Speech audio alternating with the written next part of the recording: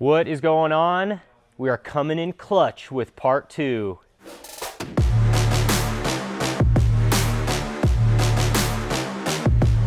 Hey, what's going on everybody? It's JP with Autosport.com again for part 2 of clutch craziness, madness. We've got the Clutchmasters twin disc back in front of me right now. We sent it off to Clutchmasters. Truth be told, I think we might have screwed something up. I know we did screw something up, and it was probably the cause of all of our problems. So when we originally were getting the disc or the clutch into the car, using the alignment tool that we originally had in the kit, it was kind of one of those like vinyl plastic ones. I don't think we got the discs lined up quite enough, and unfortunately we bent a disc going into, having the input shaft go into the clutch. So unfortunately, I think that might have been our issue.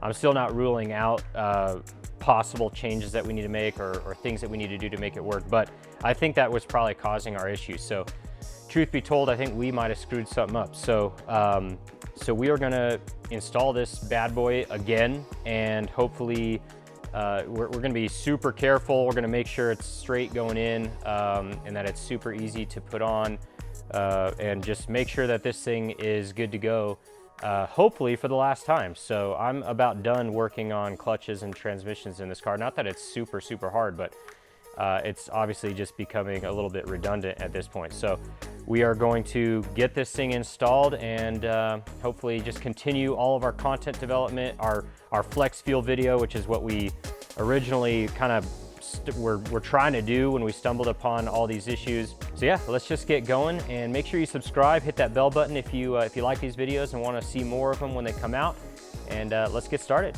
So before we get going on the install, I just actually wanted to show you guys a little bit of evidence of kind of what we screwed up. So on this first plate, you take that off, this clutch or this friction material or friction surface take off, and then this is the new disc that we got from Clutchmasters. As you can see, it's brand new. It's a little bit better condition than what we had before because it's unused. But if you actually look at the flywheel right here on the inner friction surface right here, you can see where it was pretty much constantly rubbing. And that's because, as the input shaft was going through to the flywheel, it bent the back side disc on the flywheel side, kind of pressed it in and kind of bowed it out, and it basically just caused it to be constantly rubbing, which would absolutely indicate why we were having a problem of not being able to get in and out of gear very easily, because it was just always touching just a tiny bit.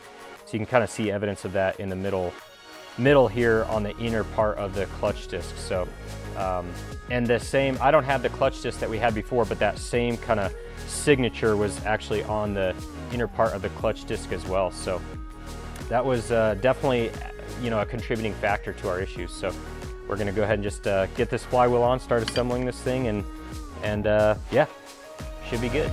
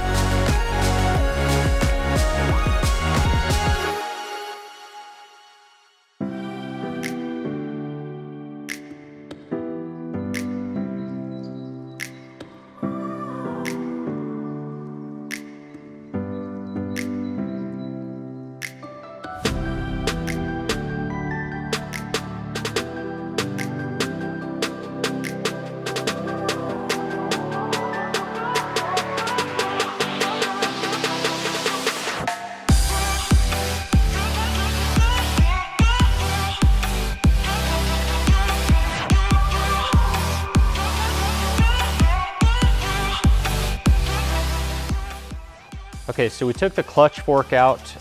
We're actually gonna try something before we put the transmission back on.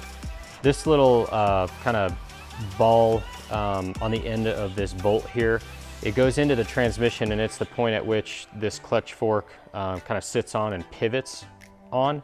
We're actually gonna put a small washer, kind of a thin washer on the back side of this, and put it back on the transmission. And that's gonna push the pivot point a little bit further out, and that's gonna help us with probably some range of adjustability in the pedal to be able to have like the clutch fork move, you know, further in if we needed to. That'll also allow me to put the clutch pedal closer to the floor so I don't have to have as much range of movement in the pedal itself, which I like. I don't want the pedal to engage the clutch too far out. I'd rather have it kind of closer to the floor. So we're just gonna put a little washer on this thing and move the pivot point a little bit further towards the clutch.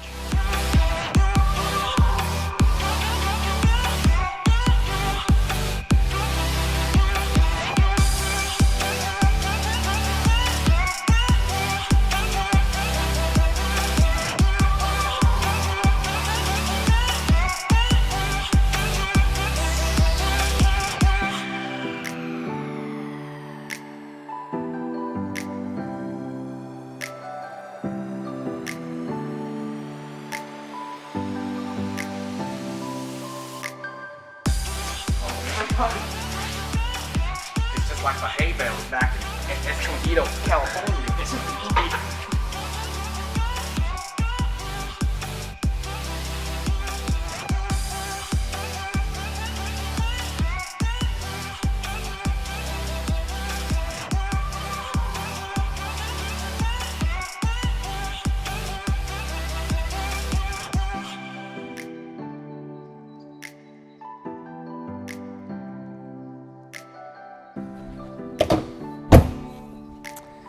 All right, there we go. Clutch is installed, and so far so good.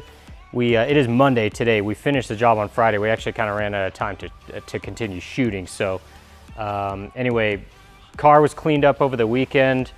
Couple little tests were made. Everything is really good. So we're going to show you guys exactly how this thing runs, kind of tell you what we think about it, show you the difference between the problem that we were having before and, you know, the problem that isn't there anymore. We are super excited about this, that the clutch is finally, you know, cross your fingers, totally operational. So if this clutch holds up as far as just functionality goes, power and torque capability of this thing should be far and away more than we'll ever need it to be. So as long as this thing's working good, I think we're in good shape to continue doing stuff. And flex fuel's up next, which we're super excited about. So anyway, we're gonna get into just kind of showing you what we did with the clutch, or what it's doing now and what we fixed, and then take it out for a spin. So let's go. All right, guys, so we are in the car now. If you remember at the end of part one, I kind of showed you a little bit of a demonstration about like how the gears weren't going in at idle with the clutch depressed, with the clutch disengaged. So we actually bent the disc, putting the transmission you know, onto the engine.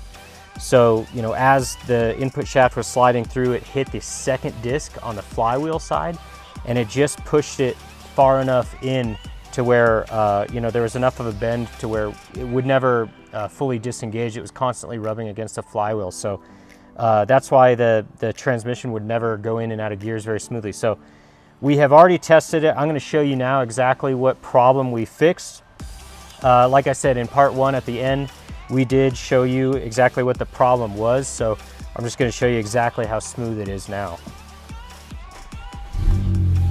So we're in neutral right now, and, you know, pressing the clutch down in, it just goes really smooth into pretty much all gears. Reverse, you know, first through sixth, this is just as if the car was off completely. So that's exactly what we were trying to achieve. That's what I knew was wrong when we first installed the clutch, is it wouldn't do that, not even close. I had to mess with the pedal too much.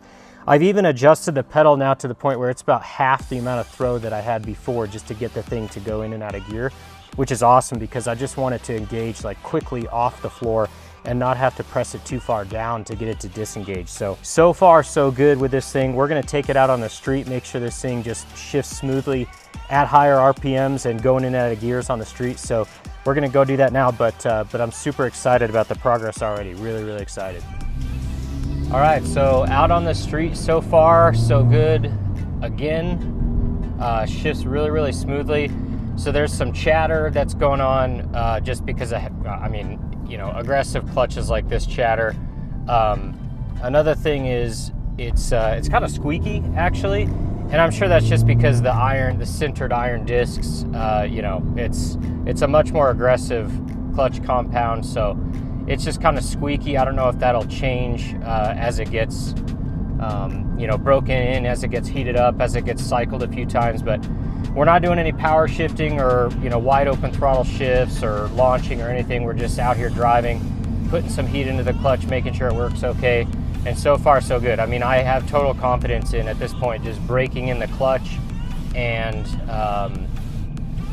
you know, just breaking it in, and then whenever we're, you know, a few hundred miles in, start to,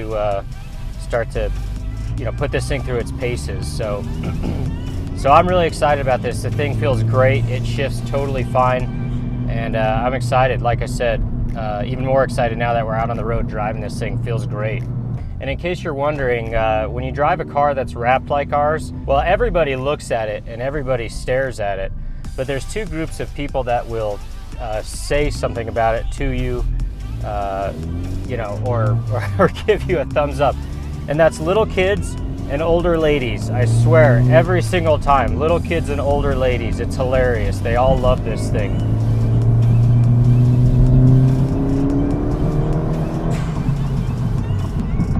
All right, well, we're all wrapped up. We took it out for a test drive. Everything is good to go with this thing. Super excited to get this thing back on the dyno, do some flex fuel stuff. We'll probably put it back on the dyno before we fully break in the clutch. We don't really do any power shifting or really hard, you know, launching and stuff on the dyno. So we're probably good to go to start doing dyno stuff, and that's really how we'll break in the clutch. So really excited to get going. This thing is A-okay. Can't believe we got this going.